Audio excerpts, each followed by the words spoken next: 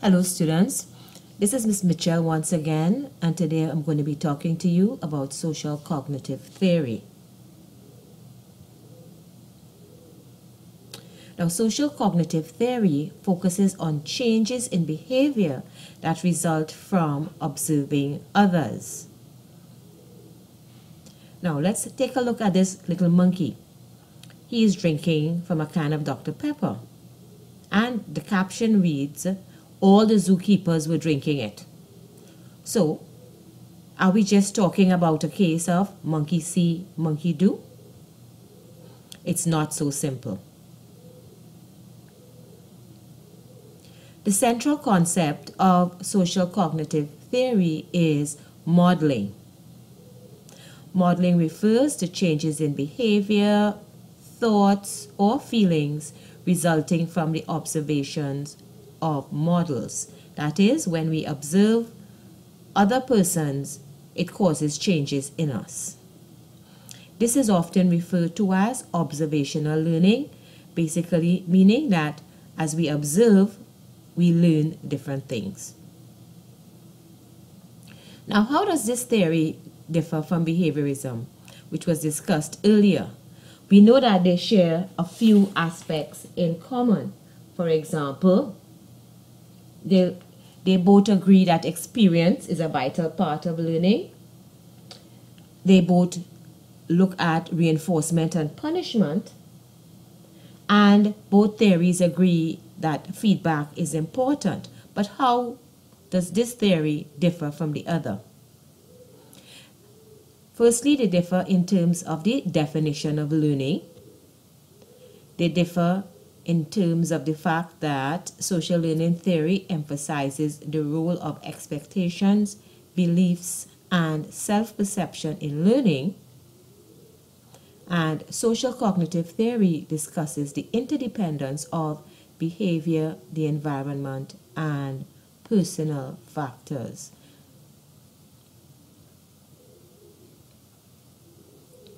Now let's look at the differences in the definition of learning. Now, in social cognitive theory, learning is defined as a change in mental processes that creates a capacity to demonstrate different behaviors. Now, I found this definition in our text, Eggen and Kouchak. Vicarious learning occurs when individuals adjust their behavior after observing the consequences of another person's actions. Now, reinforcers and punishers create expectations. That is, we expect to be rewarded or punished for our actions. Non-occurrence of an expected reinforcer can act as a punisher, and non-occurrence of an expected punisher can act as a reinforcer, as we can see in our prison system or in criminal activity, where persons may do something that's against the law, and if they're not punished, well, it seems as though they're actually being reinforced for doing it. Now, no discussion of social cognitive theory would be complete without mentioning Albert Bandura. Now, Bandura researched modeling of aggression in young children. His famous Bobo doll experiment shed light on the characteristics of models, the different forms of modeling, as well as the effect of modeling on behavior.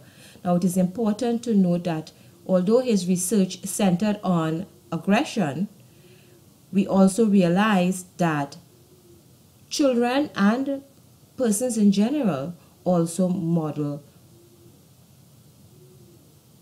good behavior, as we would say,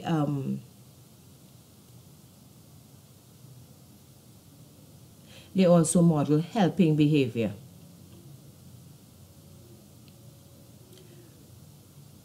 A central fact of this theory is reciprocal causation.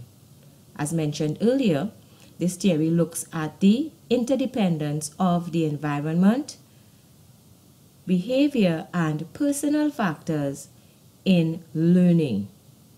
Now, in terms of personal factors, we realize that a person's attitudes and their expectations would have an impact on their behavior and in environmental determinants.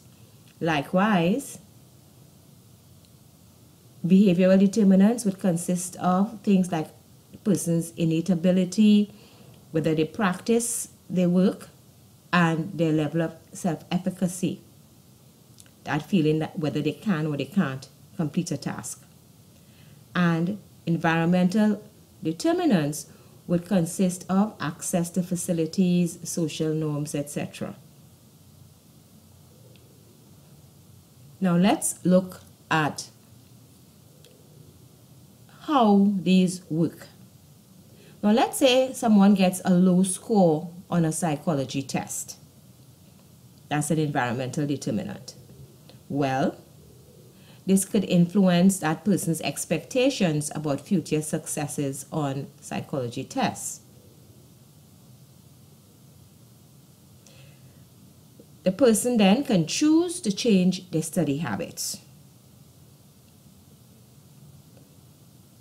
in which case they can now decide to either study with a friend or go to the library if they realize that maybe they studied alone, and when they studied alone they may not have fully understood certain concepts and so on. So each of them can affect the other, and you would notice that the arrows are all bidirectional, meaning that each factor can affect the other. So for example, the low score on the psychology test, you realize that you just want to change your study habits. And when you change your study habits, then you say to yourself, well, now I'm doing something different. And then you can expect to get a better mark on the next test. So this, in essence, is reciprocal causation. And as I said before, it shows the interdependence of the environment, behavior, and personal factors in learning. Now let's have a look at the processes involved in learning from models. We see that we have four main processes. The first is attention, retention, reproduction, and motivation. Now in terms of attention, one must observe the critical aspect of the model's behavior. That is, one must pay attention to the act. This is followed by retention, the transfer of this information to memory. So we must be able to recall what was observed at the opportune time. Next we have reproduction, that ability to imitate the model's behavior. Now we know that one must be physically able to reproduce the behavior. So in a case of, let's just say, making a three-pointer in basketball, I'm not a very tall person. I may have looked at basketball on the television, really paid attention. I would have retained that information, but can I really make a three-pointer? I'm not physically able to reproduce that action.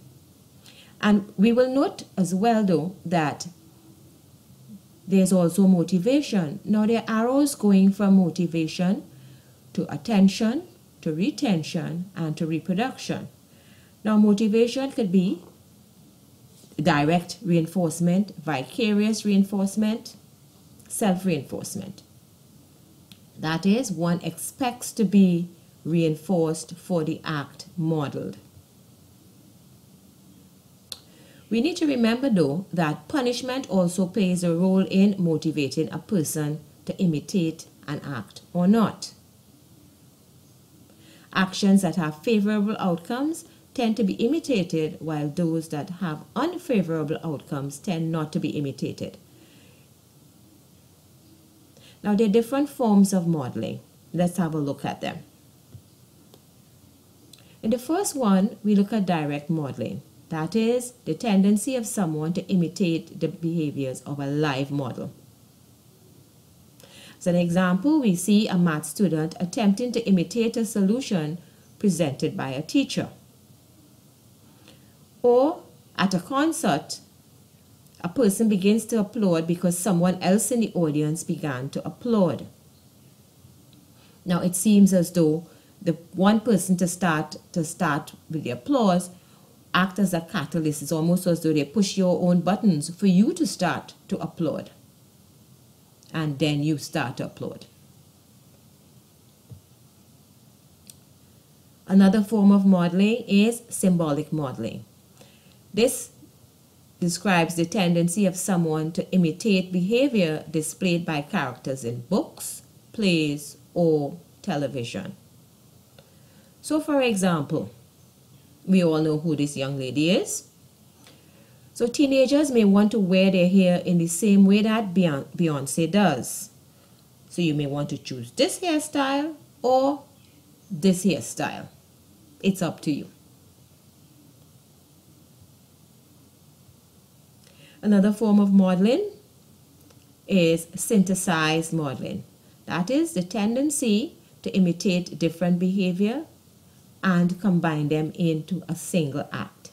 So as an example, we can see a child using a chair to get up on a cupboard. So here's a child using a chair to climb up, right, onto a cupboard because he saw his brother using a chair to get a book from a shelf, and he had seen his mother getting a cookie. So he combined both actions and voila, he got his cookie.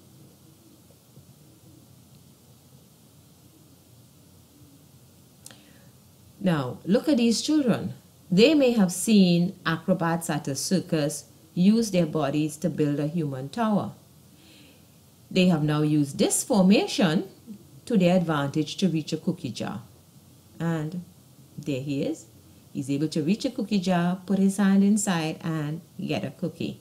So this is just another example of synthesized modeling.